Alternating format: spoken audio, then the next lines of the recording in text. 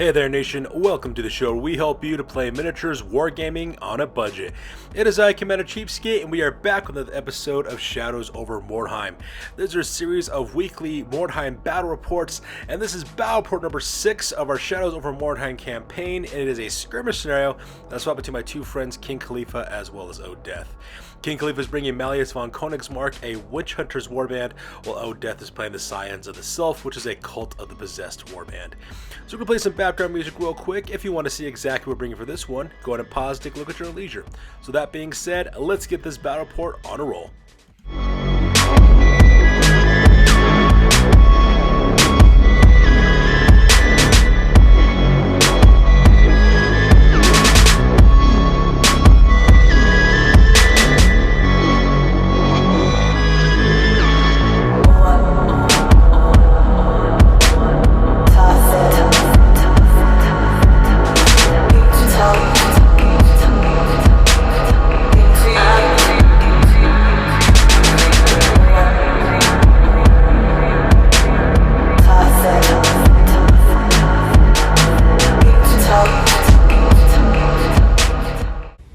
Ladies and gentlemen, boys and girls, dying times here. Alright, so the scenario for this one is called Skirmish. The goal is to occupy a building that is located in the middle of the battlefield. Whoever ends up occupying the building by the end of the battle report is the winner for the warband on this one. So for the experience on this one, +1 experience point for any hero as well as any henchman who managed to survive the scenario. Also, the winning gang leader also earns a +1 experience point as well. Plus, heroes also earn additional experience points for every enemy they put out of action off the rival warband. So with the scenario rules over, let's go and talk about the battle plan real quick.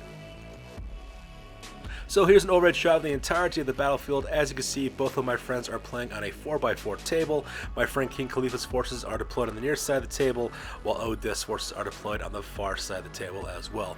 And the building that they're also going to try to occupy is the gatehouse that's located right smack dab in the middle of the battlefield that has crossing over the Slime River that's dividing this battlefield. Pretty much that's the objective. Whoever can hold on to it and be the last warband standing will be the winners for the scenario. So that being said, let's go and talk about deployment real quick. Alright, so starting off on the left-hand side is Malleus von Konigsmarck, the Witch Hunter's warband. Located here in the center, that is Gretchen von Konigsmarck. She is a witch hunter, one of King Khalifa's heroes. She's equipped with light armor, a pistol, as well as a sword. She also has the Burn the Witch special rules. And she's also leading another little henchman posse called the Gretchen's Witches, which is basically 2 warhounds that are equipped with claws, jaws, as well as animal special rule, so they don't gain any experience points. And that pretty much makes up King Khalifa's left-hand deployment. In the center of the battlefield is where a majority of King Khalifa's warband is located. Up on the top there, we have Maximo, Jorgen, as well as Meeks. Those are the members of the henchman squad Hilda's heroes. All 3 of them are zealots who are equipped with knives, spears, as well as shields. On the left-hand side, that is Brunhilde von Konigsmarck. She's a witch hunter who's also one of the heroes in King Khalifa's warband. She's equipped with a great weapon. She's got light armor, shield. She's got the harden ability, so she's immune to fear, and she's got the Burn the Witch special rule as well. Right next to her in the center is Gregor von Konigsmarck. He is the leader of this warband. He is a witch hunter captain. He's equipped with a great weapon, shield. He's also got the leader skill as well as Burn the Witch special ability. And following the right hand side, that is Dieter Moons. He is a warrior priest, another hero in this warband. He's equipped with an axe, a shield. He's also got battle prayers as well. In this case, healing hands. And that pretty much makes up King Khalifa's center deployment. And finally, on the right-hand side of the battlefield is another 4-man fire team. Up front is Hilde's Heroes, is a squad of henchmen. There are 3 zealots, that is Johann, Martins, and Dunkel. All 3 of those guys are armed with knives and bows. And then leading them, of course, is Hildegard von Konigsmarck. She's also a witch hunter, the last hero that's in this warband. She has light armor, a crossbow, knife, and she's got the Burn the Witch skill. And that pretty much makes up King Khalifa's deployment on this one. Alright, well, meanwhile across the battlefield is the deployment for the Scions of the Sylph. On the left-hand side is Otto the Eremite. He's the guy in the back. He is the warband leader who's a magister. He's got a sword, short bow, and shield. He's got the leader as well as wizard special abilities. He's got Wings of Darkness, which means he can move anywhere within 12 inches, as well as charging into somebody. And leading them is another 3-man posse of brethren. We have Kurdok the Shadow, Razakis the Blaze, as well as Konnak the Seeker.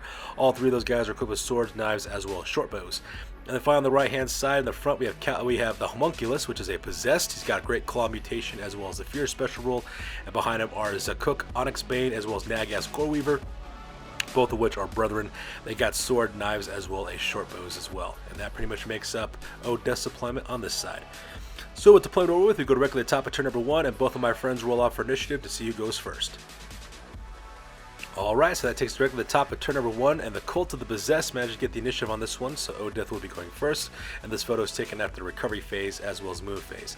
And as you see in this photo, pretty much he just kind of commits his forces, sending them as quickly as he possibly can down the center of the battlefield directly towards that building.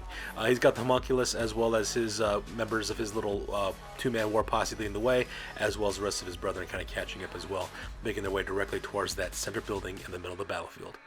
So here's a close-up of the homunculus, as well as Cook, Onyxbane, as well as Nagas Goreweaver as they make their way along the Slime River towards the ruined gatehouse right above the Slime River. And here's a close-up of Otto the Eremite, as well as Kroduk the Shadow, Razakis the Blaze, as well as Konok the Seeker as they run forward on the other side of that tower, making their way towards the building in the center of the battlefield. And since all members of the Warband have run, there's no shooting phase. We skip shooting, and there's no one in close combat, so we go directly to the bottom of turn number 1 for the Witch Hunters. Alright, so here's the bottom of turn number 1, and this photo is taken after the move phase. And as you can see in this photo, my buddy King Khalifa does exactly the same thing that my other friend Odeth does. He just runs up his warband as quickly as he possibly can. First of all, Grinch's Wenches, they move up to the left-hand side at a quick 12-inch pace, getting toward the left-hand side of that gatehouse, and then Gretchen, of course, Gretchen von Konigsmarck is shortly right behind them. At the same time, he also advances forward with Hilda's heroes, as well as Brunhilde von Konigsmarck, Dietermunds, as well as Gregor von Konigsmarck. They run as quick as they can as well, heading directly towards the middle of the battlefield. And then on the far right-hand side, the little three-man Hilda's hero squad, they move up and run. Same thing with Hildegard von Konigsmarck, making their way to the tower there on the right-hand side of the battlefield. And that makes up King Khalifa's turn for this one. Since there's no shooting because they all ran, no one's engaged in close combat, we go directly to the top of turn number 2 for the Cult of the Possessed. Alright, so that takes directly to the top of turn number 2 for the Cult of the Possessed. And as you can see in this photo, pretty much my buddy Odeth is pretty much just occupied the buildings at this point.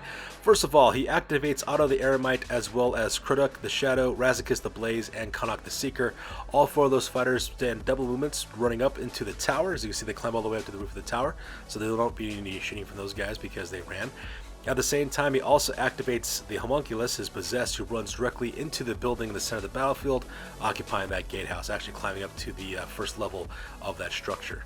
Meanwhile, on the far right-hand side, he moves up Zakuk, Onyxbane, as well as Nagas Goreweaver, his last 2 brethren. He just moves in their normal mood allowance, crossing the gangplank on the top there across the Slime River, so that way they can start shooting directly at the Hildy's heroes on the right-hand, Hildegard's heroes over here on the right-hand side, especially with Hildegard von Konigsmarck. Alright, so here's a close-up of the move phase. As you can see here, we got the homunculus, who's occupied the very first level of the gatehouse, crossing over the Slime River.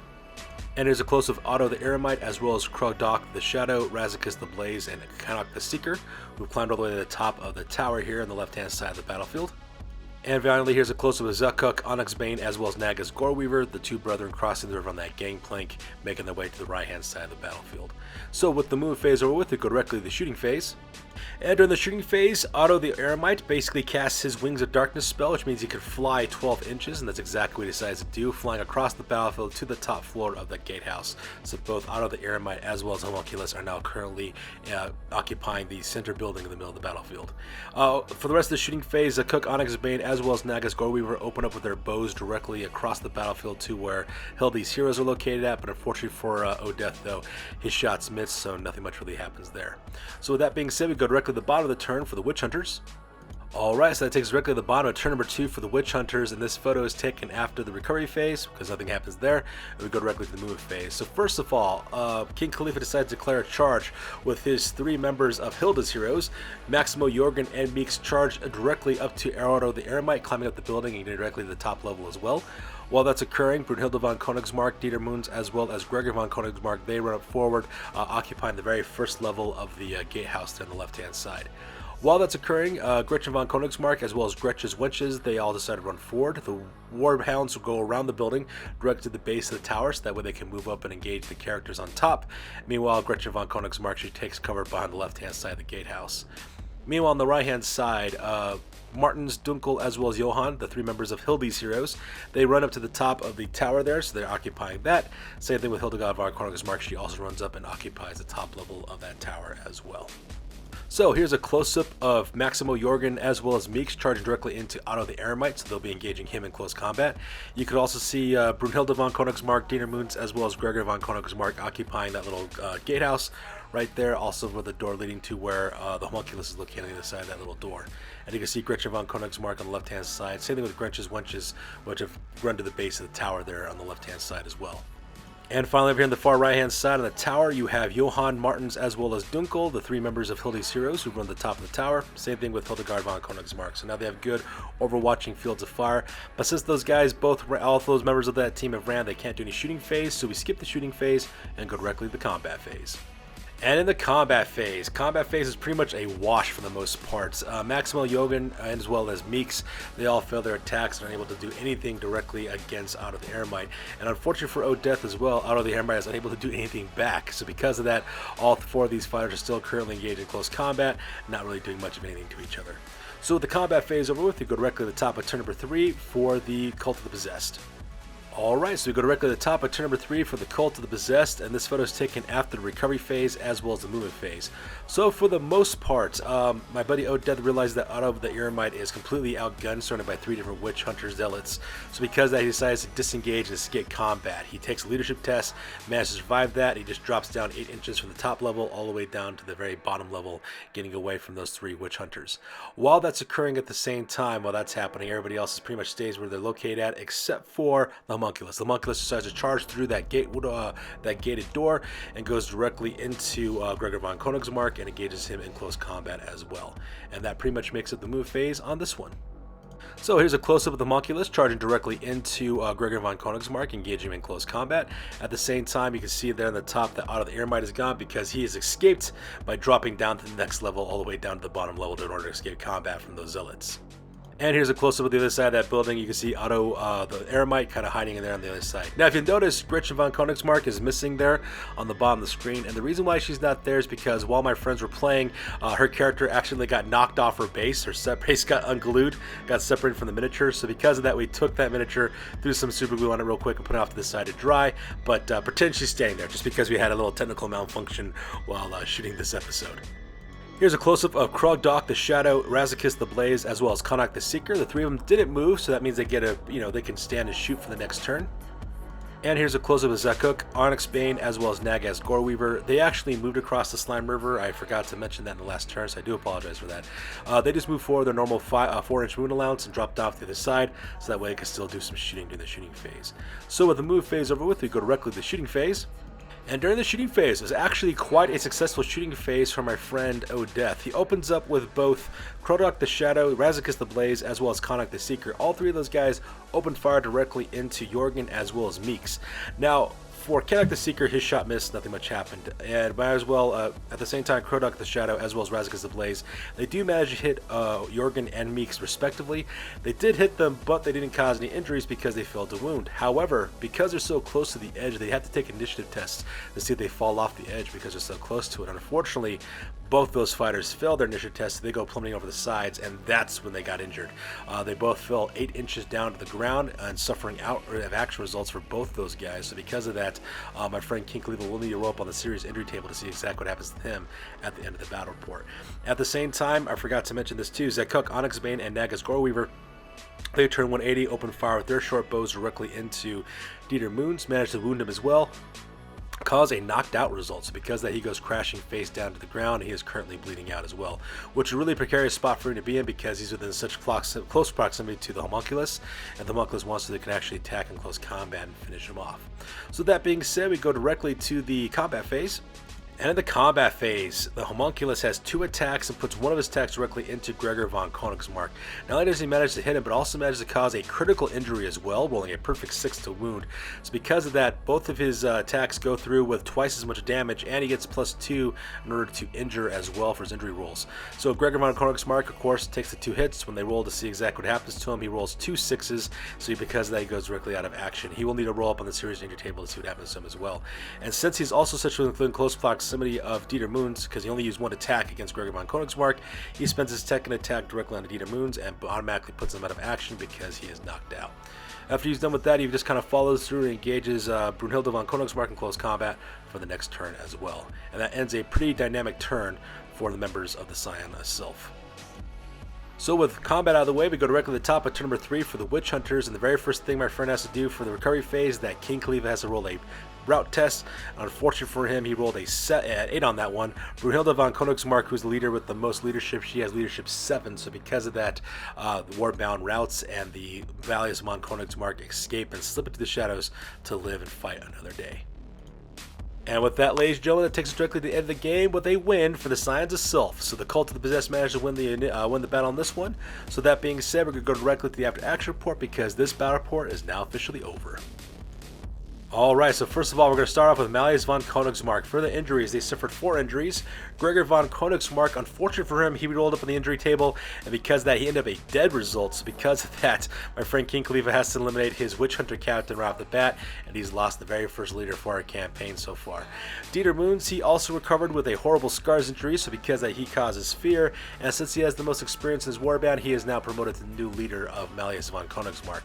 And to make things even worse for my buddy King Khalifa, both Jorgen and Meeks both rolled up dead, so because of that, both those henchmen have died as well. Further advancements, Dieter Moons, of course, advanced up to the next level, so because of that, he learns the Hammer of Sigmar spell, which means he has +2 strength and double damage when he gets in close combat when he casts that spell. At the same time, Gretchen von Konigsmarck, she also levels up as well, learning the Pistolier skills, so now she's even deadlier with pistols. Meanwhile, the henchman group Hilda's Heroes, which are the Zealots armed with spears, they got +1 to their strength, and Hildy's Heroes, which is the henchmen that are armed with bows, those guys got +1 to their ballistic skills, so they're advancing pretty heavily in this warband.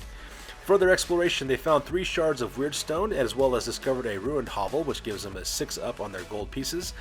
That gives them a grand total of 66 gold pieces in total, of which they hired 2 new zealots for Hilda's Heroes, named Sven and Olaf. Those guys are armed with spears, shields, as well as knives. The new record now is at 0 wins, as well as 2 losses, and the new warband rating now is at 107 points.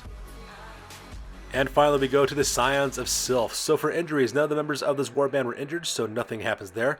Plus, since Caliban the Horror has a deep wounds injury right now, he loses 1 of those, so only has 1 more game they'll miss before he'll be able to participate with his warband.